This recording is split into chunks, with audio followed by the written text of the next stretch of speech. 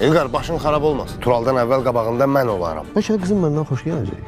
Bu əməlli başlı başı xarab olub. Mən o qızla evlənəcəm. Özü də səndən fərqli olaraq puluna görə yox. Sən Solmazı niyə axtarmırsan? Bəlkə bu Mahirin bu söhbətə adiyyəti yoxdur, bir dəqiqə. Necə adiyyat yox? Elə bir şey ola bilər? Mən səni sevirəm. Gördüm sənin sevgini. Əvvəl dərmanlarımı dəyişdin. İllə əl qolumu bağladın. Mahirlə sən görüşürsən. Bəli.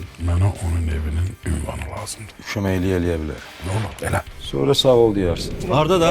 Nə xala? Xala nə olub bu xala var? Nə meymunluq edirsən hə sən? Gerek polis. Lazımdır polisə. Nə lazımdır öyle? Mən tək getsəm, sonra günahı sizdə görəcəklər. Ona görə bir yerdə gedək. Vallahi Yaşar bunu bilsə ya, zibili çıxacaq. Yaşar ana, Yaşarın xəbəri yoxdur. sənə vurun den gəlsin də.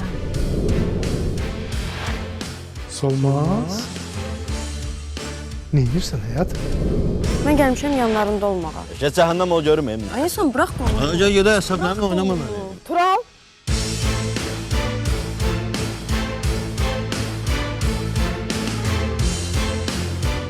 Xəyanət 6 may saat 22-də Xəzərdə.